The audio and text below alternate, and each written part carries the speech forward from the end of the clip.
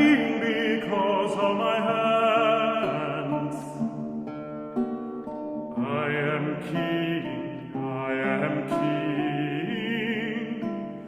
I am king because of my own hands. I am king, I am king. I am king because of how I can hold. I am king because of my iron hold.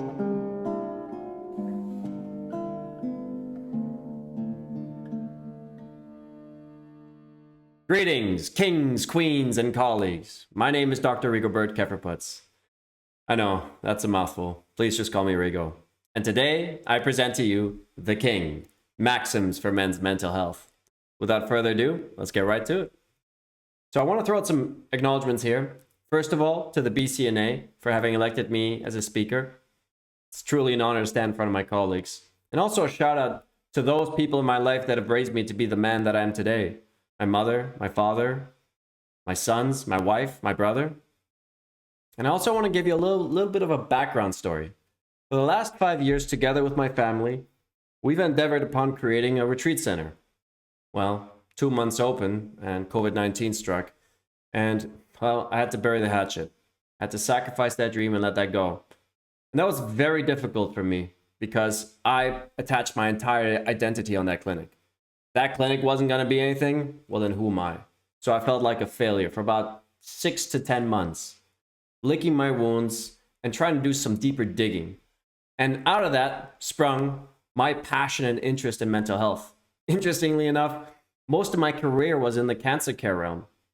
However, I always cared more about quality of life versus quantity of life because I noticed that there was a change in mindset when we get a diagnosis like cancer, especially years after, when we are cancer-free. However many years that is, there's still a mindset change that's taken place. And to be honest, I am a white, straight, cis male. I don't really have any societal modifiers that mark me as another aside from mental illness. And I've been figuring my way through that sanity well enough that very few people can tell. And by all accounts, I'm a male. I present in a masculine way. I wear masculine clothes. I have a beard. Pretty much all the boxes are checked to identify me on sight as a man. But I'm still in self-discovery. And that's hard to do when you're a part of something. Something that defines you. Something like being a man. So I speak to men, though much of this is relevant to women or whatever gender you identify with. I'm a sucker for chess, and you'll hear a lot more about that. On the itinerary today, we got 6 things. You can see them. I'm going to be enthusiastic about some things, and others, the slides are really there as information for you to go back to. Consider this a sprinkling on several different topics. I wish I had more time, but such is the case. So, what does it mean to be a real man?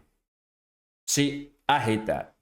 Just like when it's like, don't be a sissy, don't be a girl. It's ignorant, really. Because by calling that person a real man, you're now forcing certain expectations onto a version of manhood. And I don't think forcing expectations on people has worked out well in the past, so I don't think we should continue to do it.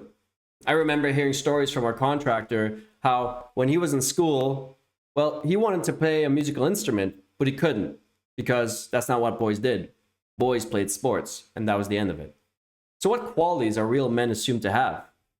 And this may be even more difficult as gender norms and identities have evolved over decades. And with this, I would like to acknowledge that I myself truly am still a novice in using gender-inclusive pronouns, and therefore ask that you will please excuse me for using him and he with respect to men. I also want to acknowledge a personal view of mine with respect to my encounters with homosexuals. Some of the most bravest people I've ever come across, because I think to myself at a young age, to come out and share your identity and who you are proudly, well, that takes cojones.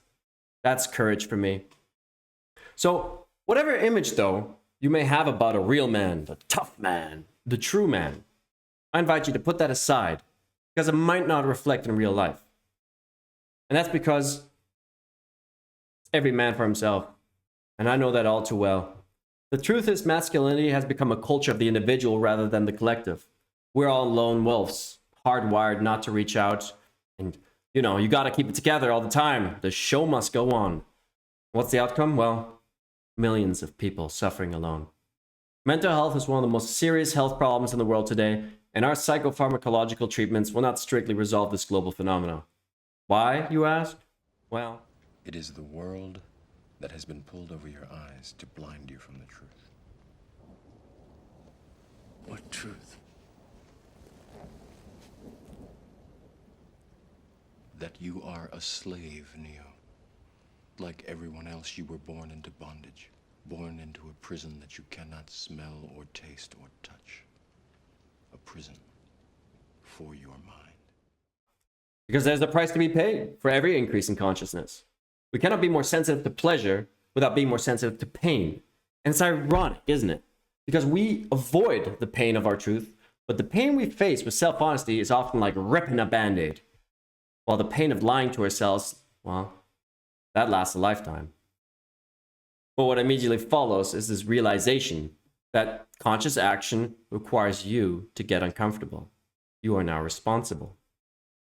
And I like to reframe responsibility as responsibility. If there's something in a man's power and bandwidth to do and it doesn't violate their boundaries, then we as physicians ought to empower them to do it. But it's incredibly easy to fall in the trap of saving our courage for moments when it's convenient. There's a tendency to wait for ideal conditions before we set sail. But you probably know, and I can personally attest to this, that life has a tendency of ignoring your ideal conditions. So I tell my men in my practice, sometimes you have to take a pay cut to get a passion upgrade, and sometimes you need to stop working in your life, start working on your life. And that means your health. Ha! I love this quote, Little Prince, absolute gem of a book if you haven't read it. And the fox said to the little prince, men have forgotten this truth, but you must not forget it. You become responsible for what you have tamed. In the ancient stories, heroes fought dragons and monsters. In modern stories, heroes often face internal dragons, fears and rejected parts of themselves, and integrate them as they grow towards more wholeness, self-acceptance, and inner peace. But somewhere along the way, we as a culture have at best given up and at worst corrupted certain important aspects of the hero. At the same time, we've made being a hero a cultural obsession. Just look at the movies. And made becoming one the end of the process instead of the beginning. So I ask, ponder for yourself, what heroic work are you avoiding doing? What dragons need facing? See, a man's strength can be expressed in innumerable ways, including the strength to be vulnerable, to ask for help, to seek forgiveness, and to express anger in more constructive ways. So, my colleagues, let's go all in. Let's bring up the nightmares. Let's have a running commentary on masculinity. I mean, come on, Ed, it's bullcrap. Don't get me wrong, I love the ladies. I mean, they rev my engine, but they don't belong in the newsroom. It is anchor man, not anchor lady, and that is a scientific fact. Uh-huh. I don't know what we're yelling about! You're with us, Ron. What do you think? It's terrible! She has beautiful eyes and her hair smells like cinnamon! Mm-hmm. And I think it's important that I address this, because we often talk with affection about boyishness in our culture, of innocence. And the truth is that, the truth is that the boy in each of us, when appropriate, is a source of playfulness. However, the boy remains a boy, immature to wield the power of manhood, and I believe this is the expression of patriarchy. Boy psychology is bloody everywhere around us, and its marks are easy to see. It is an attack on masculinity and femininity in its fullness, and consequently, feminists critique upon what little masculinity a boy or man may still hold on to for themselves. And I get that, because we have witnessed how male dominance time and time again in patriarchy has been oppressive of the feminine, with its characteristics, virtues, and women themselves. Though, I do counter that because I think it is crucial for us to honor our duality and not to repress our masculinity because it is broken in favor of the feminine. I went down that rabbit hole for a very long time. That's not addressing the root cause. What is broken requires mending, and our polarities are meant to support one another, not replace one another. We need to learn to celebrate authentic masculine power and potency. And with that, I would like to call for an end to the reign of the Lord of the Flies, that final display of infantile rage. That's a picture of me and my father. And well, guess what? To get into it, we need to start in the beginning, with Papa.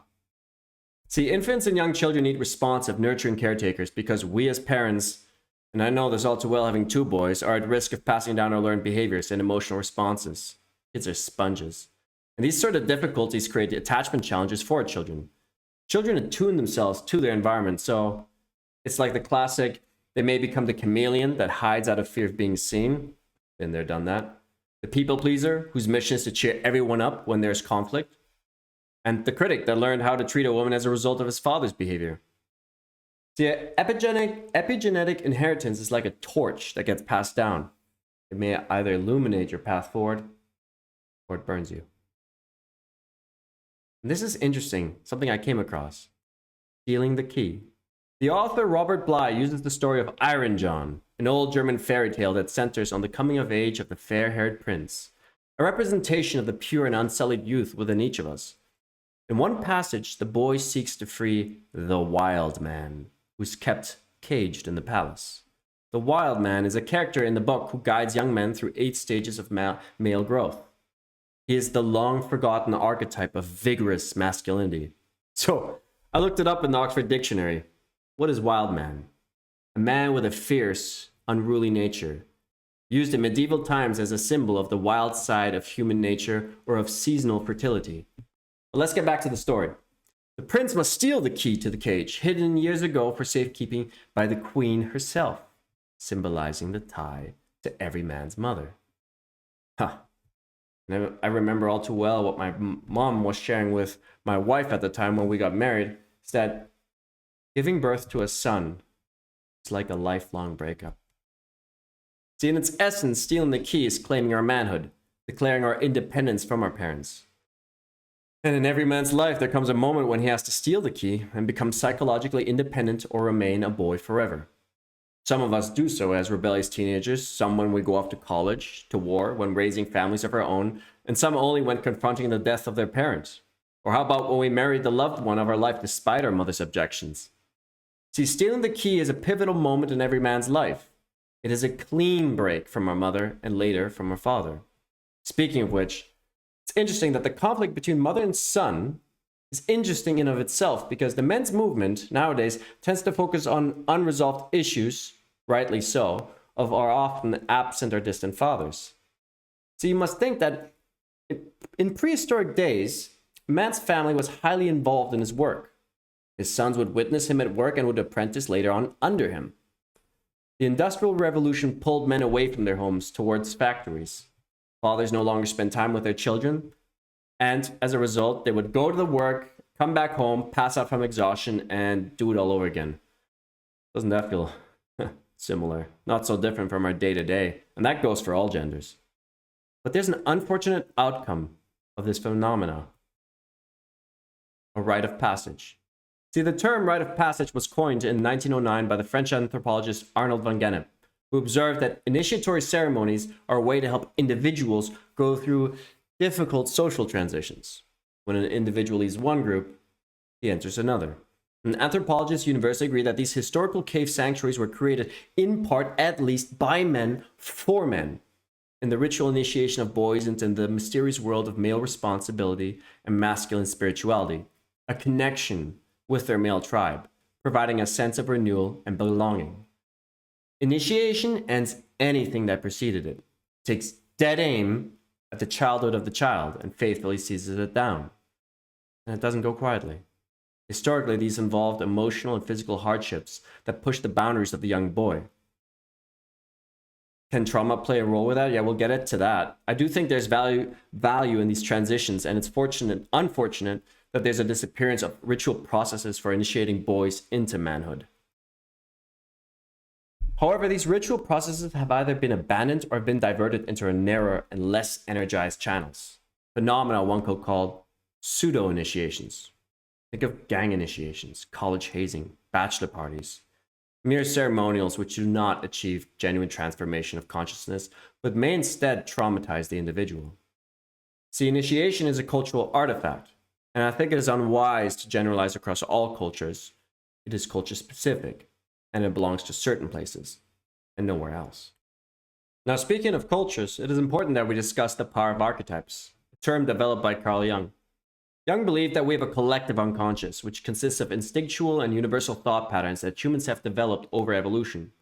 Consider them primordial behavior blueprints. And we see these blueprints in the art and theater prevalently because an archetype creates an immediate sense of familiarity, allowing an audience member to relate to a character without necessarily pondering why they relate. Think on it. The lover, Romeo, the hero, Harry Potter, the magician, Gandalf, the outlaw, Han Solo. There's all characteristics to that we can immediately relate with. But what about the king, warrior, magician, lover? How is this relevant for a strong embodied masculine? See, this concept was developed by Jungian psychologist Robert Moore and the mythologist Douglas Gillet. Moore believed that every archetype has a mature and an immature form, and the goal of each man is to reconcile and integrate these two bipolar shadows in order to attain the fullest expression of the archetype, as represented in the pinnacle of the triangle at the top of the pyramid. However, there's transitions. Before a boy can become a king, he must develop the divine child. Before he can access the warrior, he must develop the hero archetype, and so on and so forth. The point, though, is that each stage has its lessons to be learned, but each stage may also be cut short, leaving the man undeveloped. And then we wonder why. The man emotionally folds over like a tree, toppled in the yard after a night of strong winds. We go over. We take a look. We find that its roots were rotten on the inside, weakened by disease or drought. Such are the insides of unfinished men. Now, similar archetypes also exist in the female realm, such as the maiden, the sage, the wild woman, and so forth. Consider this another tool of reflection on how men in your professional and personal life may become the best men they can be. Let's briefly dive into each archetype. First, the magician. Can't we all relate? It's a craving to teach and gain wisdom, mystical experience, but also to share them with others. It's an urge to create, learn, explore, and transform. From the shaman to the doctor, we're all magicians. In movies, Gandalf is a classic example, as is Morpheus from The Matrix. You take the blue pill, the story ends. You wake up in your bed and believe whatever you want to believe. You take the red pill, you stay in Wonderland, and I show you how deep the rabbit hole goes.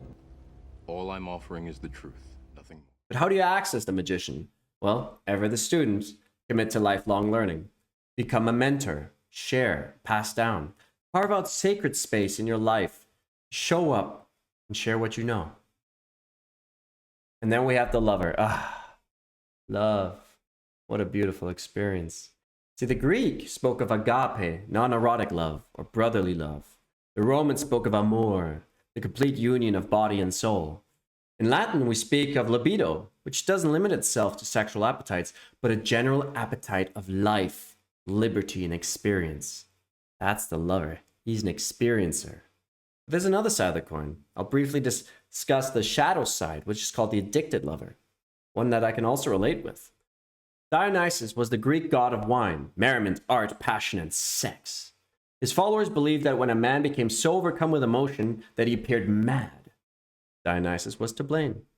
Such are the extreme affairs of the lover when he is a victim of his shadow. He's eternally restless, moving from one woman to another, always in search for the next thing, the next experience, never happy in one place, always on the go. He himself becomes fragmented, within and not centered, losing his direction, his compass in life, and thus the addict is born. Yep. I said it before and I'll say it again. Life moves pretty fast. You don't stop and look around once in a while, you could miss it.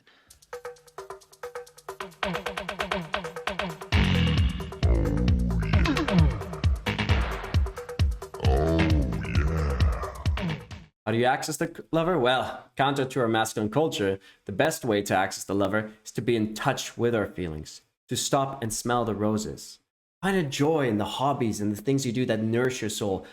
Carve out a sanctuary, tap into your senses, and give yourself permission to fall in love again and again and again. Now, the warrior.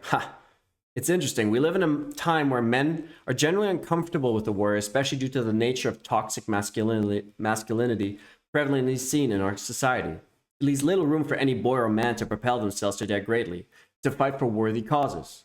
A warrior's courage is rooted in the fact that he's not afraid of death or failure. He leans into discomfort.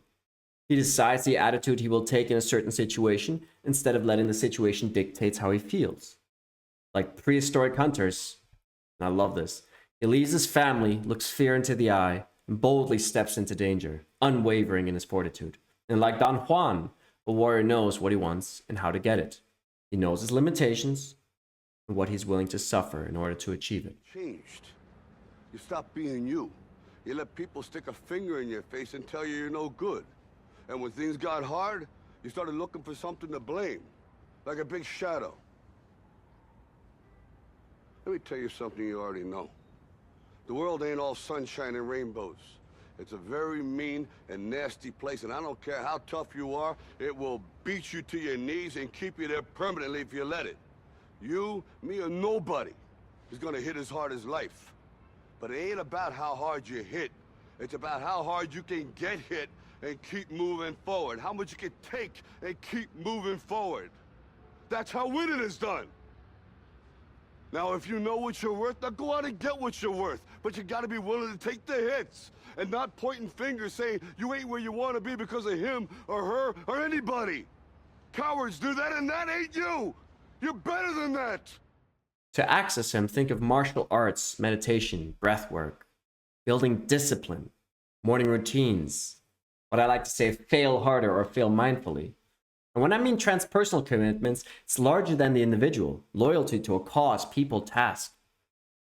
He lives not to gratify his personal needs or physical appetites, no. The warrior owns himself into an efficient spiritual machine, trained to bear the brunt in the service of his goals. It's akin to Jesus, who had to resist the temptations of Satan in the desert, or Buddha, who had to endure his 3 temptations under the Bo tree. Such men are spiritual warriors. And then, the king. We all know the famous cry when a king dies and another one awaits the throne. The king is dead! Long live the king!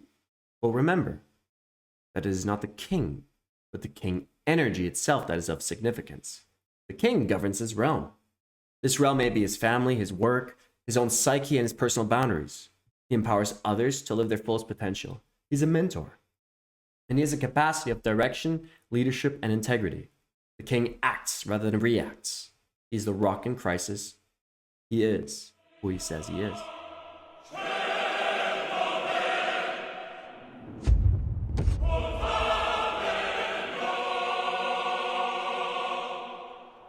Answer the boy.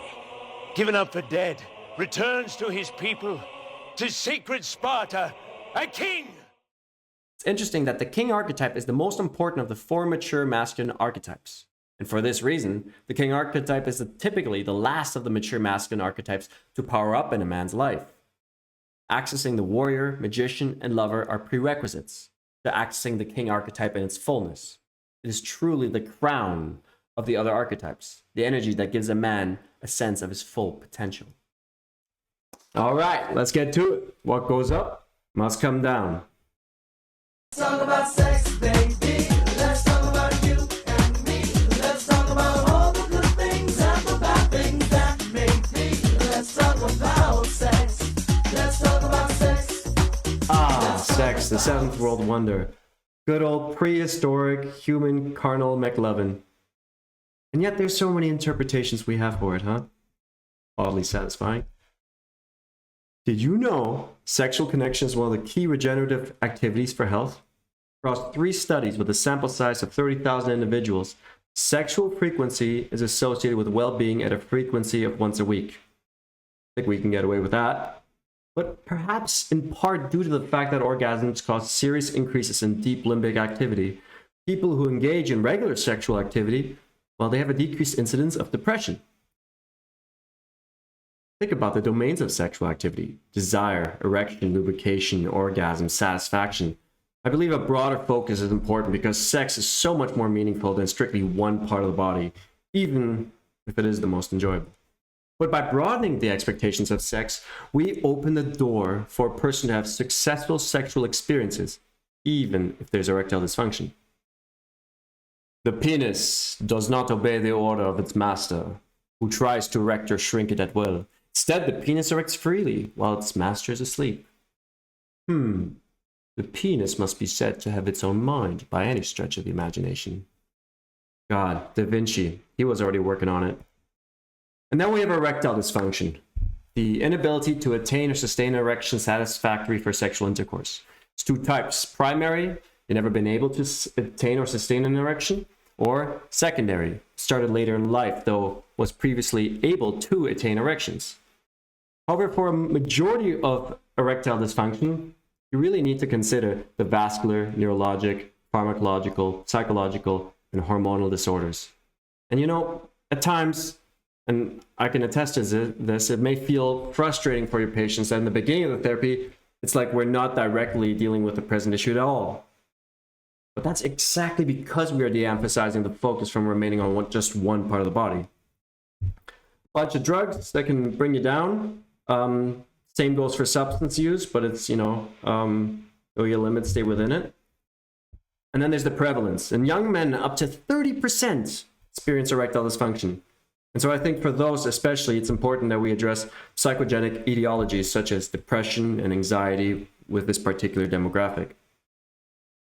Now, in terms of an assessment, of course, got to look underneath the hood of the car. So make sure there's no underlying disorders. So including but not limited to diabetes, cardiovascular disease, medication use, and of course, psychological complications. You want to measure hormone levels, not just, don't just pigeonhole onto testosterone. Consider environmental factors. Now we can think of xenoestrogens or chemicals, or also, of course, a really crappy home, right? A bad environment. Evaluate the medications and make sure to ask about recreational drug use. That plays a role. And of course, questionnaires.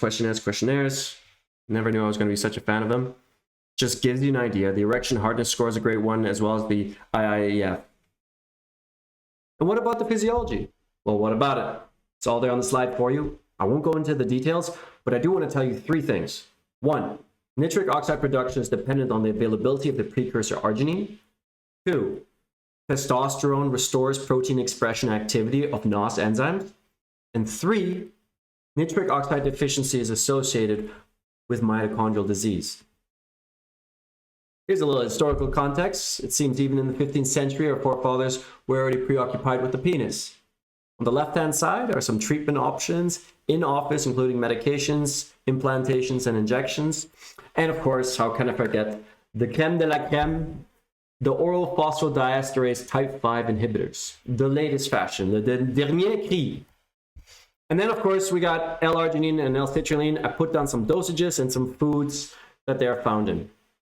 What's interesting about the mitochondria is that star and cyclic AMP play a central role in the synthesis of steroid hormones. And that's just like, makes me think of so many therapies out there, like flavonoids, L-carnitine, alpha-lipoic acid, CoQ10, NADH, and membrane phospholipids. Perhaps even D-ribose, I'm not sure. But I think there's a lot of merit to this. In terms of the botanicals affecting the hypothalamic pituitary testicular axis, fenugreek, ashwagandha, tonkat ali show some beneficial properties. With respect to ashwagandha, they were using about 4 to 5 grams. But now back to the stuff I really dig, which is what you got to do, right? Which is funny because sleep is not a do thing, which I have learned the hard way as I'm a fellow insomniac. It's interesting how we call sleep the little death, but also we call an orgasm le petit mort, also the little death. And of course, it makes sense. They're both B things. The harder you try, the less it works. But in respect to recovery plays a huge role, right? I mean, who can function when you don't sleep? So you have to think about sleep apnea, circadian disruptors like phase shifters, shift work, sunshine avoidance, right? We had a pandemic lockdown, sleep deprivation, restless legs, right? I mean, I always feel like if you're not addressing someone's sleep, then it's like 2 steps forward, 1 step back every single time. And it's a lot of time and money and just resources being used when you just got to get the foundation right. The suprachiasmatic nucleus, and with respect to the circadian rhythm, it's important to note that it modulates circadian sensitivity to ACTH and thereby plays a role in cortisol and or stress management, which we'll get into. And then we have sleep. Oh, sleep, so sweet. I tell my patients all the time, go 3 days without the thing you love the most, then go 3 days without sleep. Sleep's always going to win. Now, I just want to tell you like the 6 things that I would take away that really just resonate for me. It's 1, your environment. You sleep 1/3 of your life, bloody well invest in it, right? Get those blackout curtains. Do you love your pillow? If you hesitate in answering that, you need to go buy yourself lots of pillows. Get a variety. It doesn't matter. It's a good investment. Consistency is key, right? How you start your day dictates how you finish it. That goes for nighttime and daytime and rituals in between. Call a spade a spade. You know what? You didn't get it done.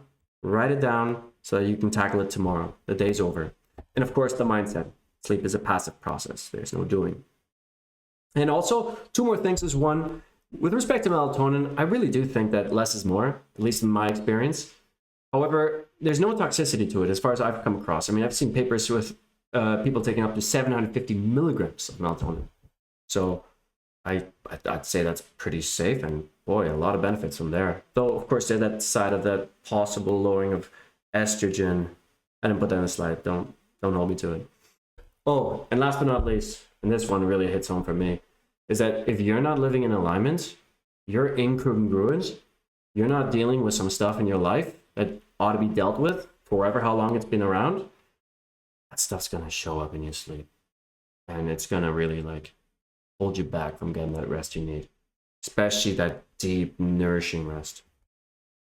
Now, in terms of communication, it's really important we meet the patient where they're at for treatments, even at the end of life, right? Because people often have a need for intimacy. It is important that we emphasize that there's no right or wrong way of being sexual in the face of terminal illness. So please discuss all the options first and invite time for consideration. See, some thoughts on increasing sexual desire would be like frequency, right? You know, practice makes improvement. Set in the mood, get the hygge going, get the blanket, get the candle, throw in your biggest boom tunes. Some erotic materials you can share. There's the website sex.com. It's like the Pinterest of porn. So like a couple could share with each other fantasies and things they enjoy.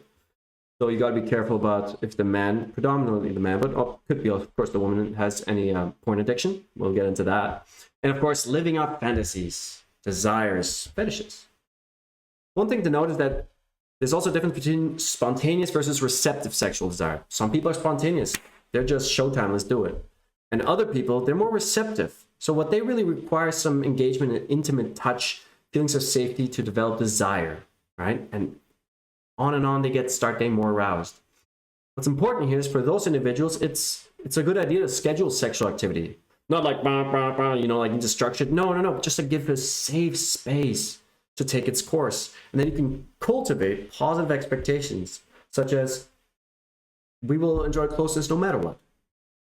And speaking of closeness, intimacy. Into me, I see. Into me, you see. Intimacy implies getting to know ourselves more deeply and letting someone else get close to us to see all our secrets and hidden palaces. An intimate relationship means that we are willing to let go of our defenses, which can be very scary, of course. Well, I wouldn't do it quite justice if I didn't sprinkle a little Andropause into this lecture, but I am holding back because if you attended the BCNA conference last year, then you will know that it was like an Andropause powder keg. So I switched things up a little bit. Certainly, don't judge a book by its cover. There's many comorbidities that can take place, and symptoms as well. One thing though, to really ask, when you have a man in your office, are you lacking confidence? You know, that boisterous, that machismo, the ability just to speak your mind. When you start losing that ties together. There's many factors that can influence testosterone, from nutrition, medications, of course, certain diseases, you know, inflammation in of itself, lifestyle, going to get into that, and of course the biology as well. And speaking of biology, when we consider age, you probably have seen this before. I just always blows me away that we see a secular decline in male reproductive function. You know, men in the 50s and in the late 80s had higher testosterone than men in the 90s, higher testosterone than men in the 2000s. So it's interesting to know, what would it be? I don't know, sedentary lifestyle perhaps, or probably xenoestrogens. That's what I think. We have the AMS, the aging male symptom. It's the most commonly used scale worldwide to measure health-related quality of life and symptoms in aging males.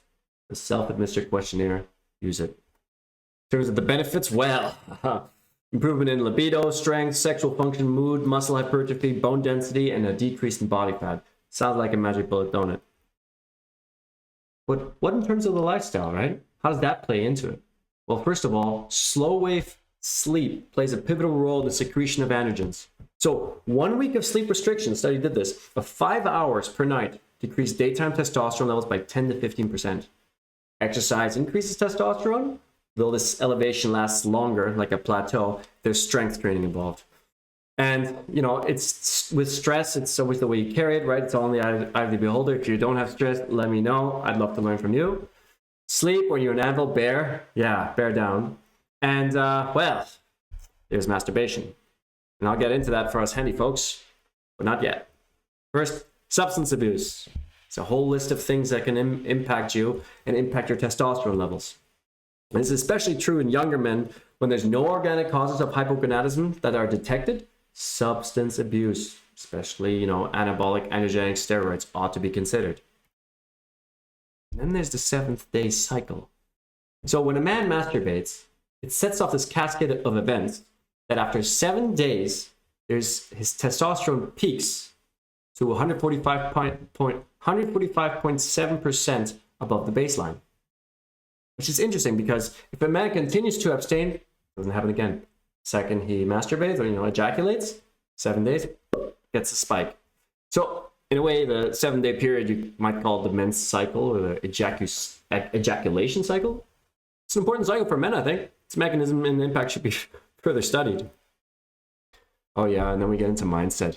See, it's interesting that testosterone is associated with status-seeking behaviors such as competition, and which may depend on whether one wins or loses status, but also the stability of someone's status. So classic, winners win, losers lose. And as losers lose testosterone, they start avoiding further competitive encounters in order to protect their now vulnerable social rank. I've seen that happen.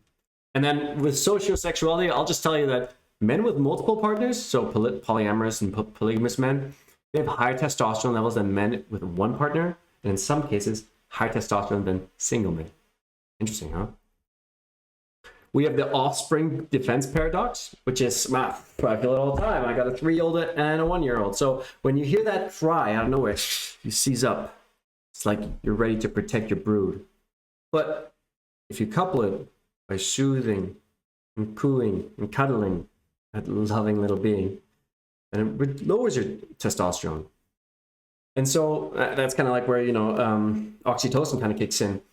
There's also the challenge hypothesis. And this partitions aggression into antagonistic and protective aggression. Both types increase testosterone, but aggression aimed at protecting others, that increases AVP, right? Arginine vasopressin in the brain, and that facilitates social bonding. Versus antagonistic aggression, straight androgenic route. And this one I find most interesting.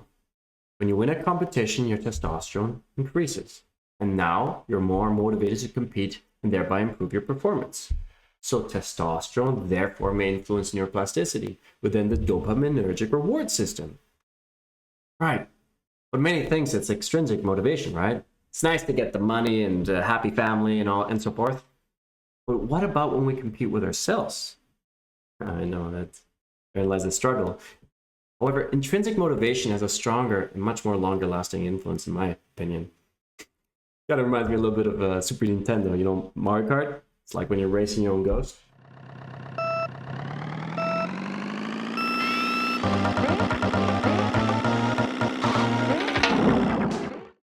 Yeah, that's for us 80s kids. Neuroplasticity, let's get right into it. So it's the functional structural changes. We used to think we were just set in stone, and holy smokes, we're still malleable, you know, after 18 years of age and into our late era. But we probably require a bit more repetition. There's a few things that you can take and do to help improve neuroplasticity. There are 4 main pillars. You require an experience that's sensory, emotional, and intellectually arousing. Repetition, right? Practice makes improvement. Recovery, talked about sleep, you know, you need to recover. I mean, some of those word counting or spelling bee wizards, they can count like 100 words. These guys sleep like 12 hours. LeBron James sleeps like 12 hours. And then, of course, your environment, right? All the things that stimulate you and what's happening. And so our brain functions in a nonlinear relationship with stress. We need to challenge men past their natural comfort zone so that we can promote some of these new neural pathways that foster resilience. I mean, I think we're like key stakeholders as naturopathic physicians in helping our patients try to like embed new, a new way of living. Persistent stress changes architecture.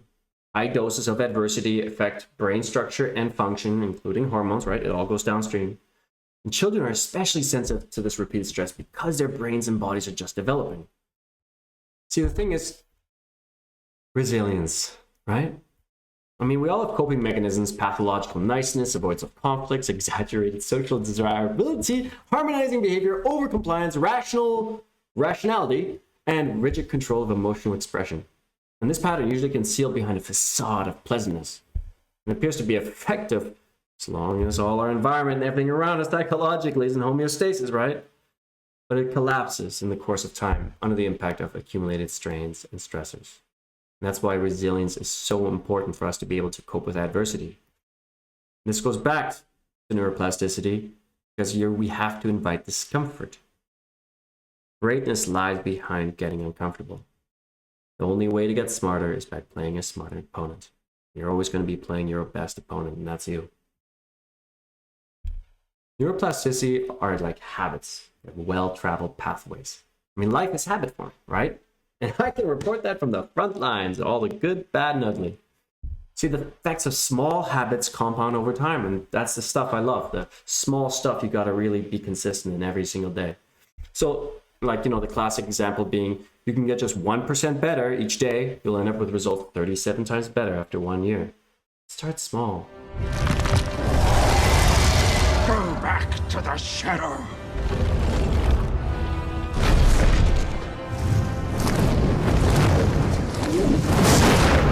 You shall not pass! Then we have our inner critic. Me and my shadow self deciding how we're going to react to some bull. It's that shadow archetype that self-sabotages us. And the best tip I can give you is this: listen to what that critical voice sounds like. Ask your patients, what does it resemble? How does it represent, and how does it show up in their life? Because a lot of it gets tied up in identities. Identities are like stories that we look for evidence to prove who we are. But when we attach ourselves to identities, it's like pouring cement over our deepest self. They become second skins, and we become stuck. So there's 5 categories here. To give you an example, in terms of my social identity, for the longest time, I believed people aren't safe. I was really bullied in high school, and so I just turned into a chameleon. I knew how to blend in, smile, and do all the things that needed to be done, but that doesn't really help my growth and evolution, does it? Your overthinking is protecting you from something. The truth is, we overuse substances like video games, social media, pornography, sex, and our cell phones, not just for the pleasure they provide, but because they free us from psychological discomfort. Speaking of psychological discomfort, you gotta stay relaxed. Yeah. You jerk off? Do I jerk off? Yeah. Yeah, I jerk off, yeah. How many times a week? Like, three, four times, maybe. I gotta pump those numbers up. Those are rookie numbers in this racket. It's really important that we talk about pornography addiction. I know that might be a sensitive subject, and it's something that you can put in your intake form, though it's important to address because today's cornucopia of free-streamed, limitless, high-definition pornography videos run the gamut from erotic to extreme. And see, pornography, the addiction is similar to drug addiction, which follows similar disruptive pathways in the prefrontal cortex. Well, what's the outcome? There's a decreased enjoyment of sexual intimacy and difficulty with erections. And there are some things like the no-fap movement, or a community called Conquered Self, where people do it together to avoid looking at pornography. And it's important to also ask your patients, what are their pornographic rituals? The sort of, what's the A that leads to the B? Where are your triggers that immediately bring you into that? Right. You gotta feed the geese to keep the blood flowing. And keep the rhythm below the belt. Done. This is not a tip, this is a prescription, trust me. If you don't, you will fall out of balance, split your differential, and tip the over. Or worse yet, I've seen this happen, implode. Because there's an important question to this is, do you want to masturbate because you're horny? or because you're stressed, feel down, scared, or anxious. The dopamine addiction is real. Behold the field in which I grow my gene. Lay thine eyes upon it, and thou shalt see that it is barren. Jing. There's no direct translation. Jing may be depleted through excessive ejaculation, and in Taoist philosophy, masturbation harms one's body and spirit, depleting you of that essential matter of life. Jing. What a powerful, energetic vibration that we carry within us. Speaking of vibration, we also have to respect the duality, the yin and the yang, the anima, the animus, the feminine, and the masculine in whatever form it shows up to express our conscious life. How do you balance these same energies? What do your patients do? Are they predominantly in doing animus prompts or anima prompts? Reflect on them and see what your patient may resonate with. And then we have boundaries, right? Saying no can be an uncomfortable experience. This is especially true when we are saying no to the people we love. We learn boundaries in relationships, in family, with friends, and with ourselves. And there's no point in setting healthy boundaries if you're not willing to enforce them. That's the great challenge, but life is messy, right? So you're not going to get out of this one unscathed. And boundaries, one thing that I tell my patients is take a log of all your no's for those individuals that say and have difficulty saying no to others. Ask them to accomplish 10 no's in a week and see what comes up for them. A sanctuary, a safe space, something that I discuss with all patients. What is it that you do, an activity or a place where you feel refueled, recharged, rewired, and recovered? For me, it's always been a sauna. It's like the place where I don't have to answer or do anything. I can just be. Speaking of neuroplasticity, it's important we talk about ritual design because it's common that people use rituals interchangeably with routines. But there's an important difference. One of them gives a spark of meaning and the other doesn't. See, the Celtic culture considered evergreens like pine trees and holly sacred. It's interesting because together they were used to, in Celtic culture, to celebrate the season. Speaking of neuroplasticity, it's common that people use rituals interchangeably with routines. There's an important difference. One of them gives meaning, and one of them doesn't. In the same light that rituals are different from coping mechanisms. One is used to encounter, the other is used to escape. One bridges the gap, the other widens it. Now, it's interesting that the Celts held trees, like the evergreens, sacred, because they were used to celebrate the seasons as well as ward off evil. Is that symbolic? Of course. But when you consider the fact that green spaces have been shown to enhance well-being and reduce stress, it kind of seems like those Celts were onto something, and the magic of trees, holly, and ivy may have been very real. And how do you implement ritual design in your life? See, the design process helps us create new rituals or support existing ones. The beauty is all in the designer. That is you, the eye of the beholder. So it's important to dig deeper and unveil values. Why do you want to implement some of these rituals?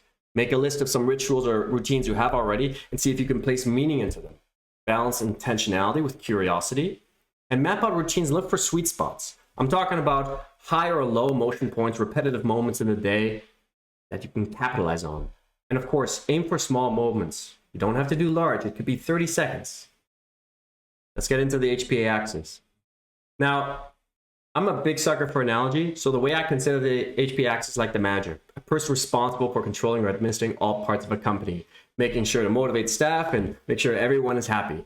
Cortisol has two modes of operation, a proactive mode that coordinates with the circadian events, and a reactive mode that adapts and recovers from stress. In the same light, we need to remember that the HPA axis is also tied into our blood sugar regulation. But what about stress? We all have it. If you don't, let me know. I'd love to learn. The thing about stress is it has like some sort of parameters to define. One is it's novel. Second, it's unpredictable. Third, there's a threat to self and ego and a lack of control. And stress, well, that affects us right down to the cellular level. That's where allostatic load comes in, and that triggers neuroendocrine, inflammatory, and transcriptional changes that predispose our patients to disease. And chronic stress has tremendous downstream effects. The hotter you run your nervous system, the more you burn through it. It's like a circuit breaker box. You got too much electricity, and boom, it'll break the fuse, and you can't deal with things. So we see flattening cortisol curves or lower CAR response, a snowball effect affecting the endocrine system, the immune system, as well as the nervous system in of itself. That's kind of where the sickness syndrome ties in as well, right? When you feel sick, you feel down. However, they've also tied this together that you can feel depressed and emulate the same symptoms as someone that is going through an ailment. In the same light, there's many different symptoms, and certainly this list is not exhaustive, of HPA axis dysfunction. I also want to give an honorable mention to the gut-brain axis. We can't just look at it from a top-down manner. We also have to look at it bottom-up. And we're noticing how much the intestinal microbiota has a bidirectional effect on mood disorders. Now we have Zeitgebers, time giver. It's a German word. A rhythmically occurring natural phenomena which acts as a cue in the regulation of the body's circadian rhythm. Point is, your body likes to predict what's going to happen next. So some three key main factors is when you exercise or move, when you eat, and when you have light exposure. And I find light is to be so tremendously important, especially within the first 20 minutes of waking up. The polyvagal theory is the science of feeling safe enough to engage with life and take the risks of living. It's a term described by Stephen Parges, I believe in 2015. With our first breath, we embark on a lifelong quest to feel safe in our bodies, in our environments, and in our relationships with others.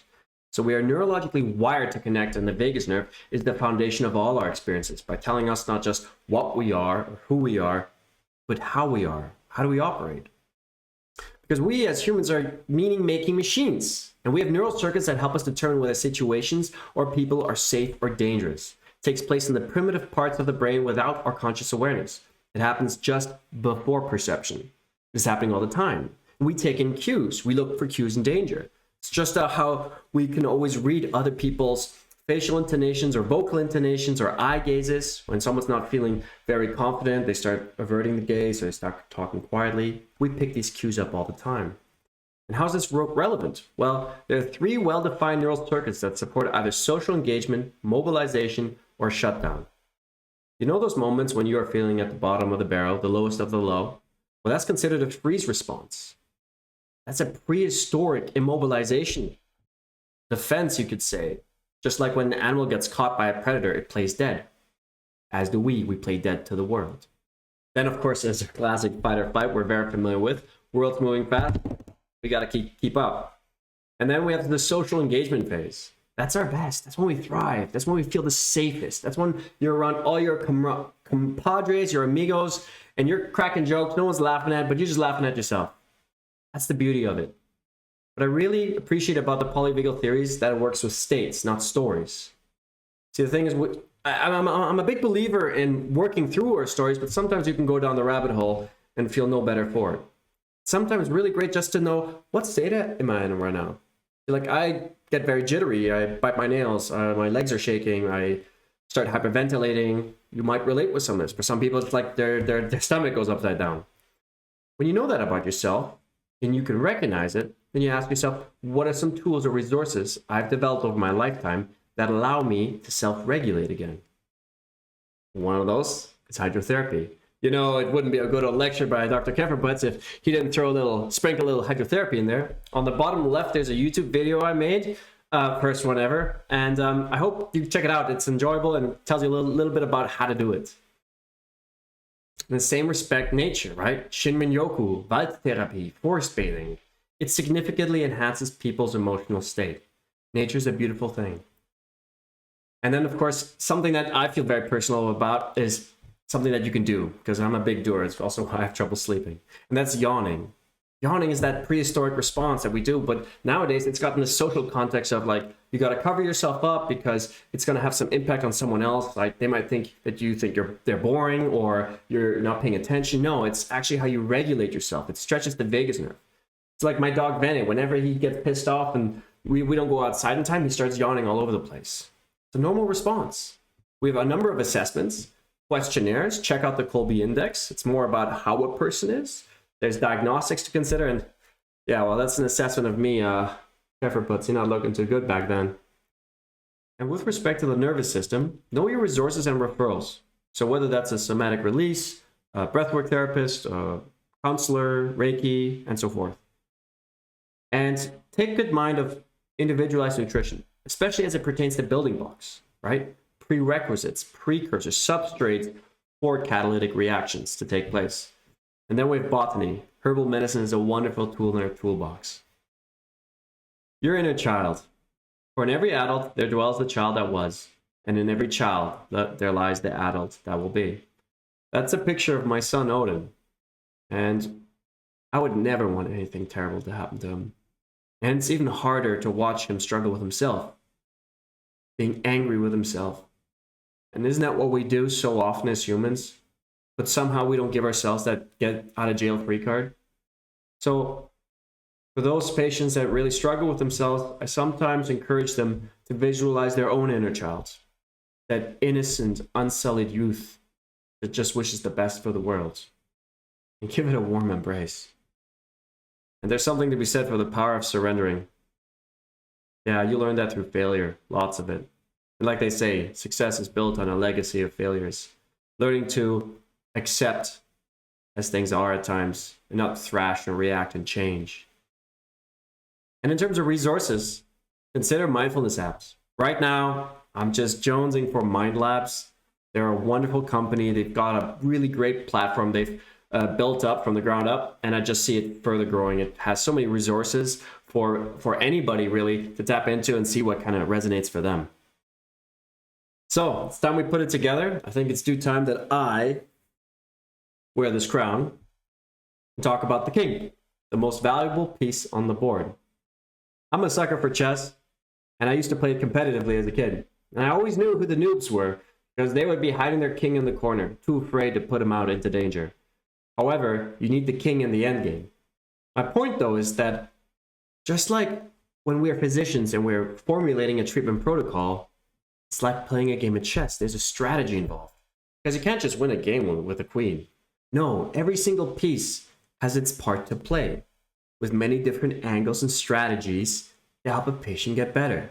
So a broader strategy is needed within the therapeutic order of naturopathic medicine, especially as I believe that there's no single treatment approach that fits everybody.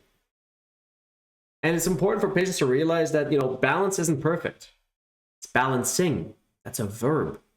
Realize that balancing is not about keeping things still or taking some time off. No, it's a continuous process. Wavers, ups and downs. And for patients, a good place to start is boundaries, rituals, and of course, the core basics, foundational elements. Hello, loneliness, my old friend.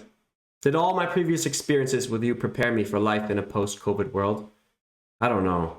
But what I do know is that loneliness is not just caused by being alone, but by living without connection. And after all, it is through relationships that we refine ourselves. And this last year has presented a myriad of challenges. Study after study shows that having good support network constitutes the single most powerful protection against becoming traumatized. And there's power in community. When we think of it prehistorically, like the Spartan agoge or the Japanese dojo, I myself joined a group called Man Talks a year ago, and I lead now one of these groups and have become a mentor, and it has been tremendous. Like they say, iron sharpens iron, and a rising tide raises all ships. And lastly, for every man that is in front of you, dial in. Get to know that man. And sometimes the prerequisite is showing up vulnerably yourself. Ask genuine questions, accept awkwardness, stay present, and be honest with them, and of course yourself.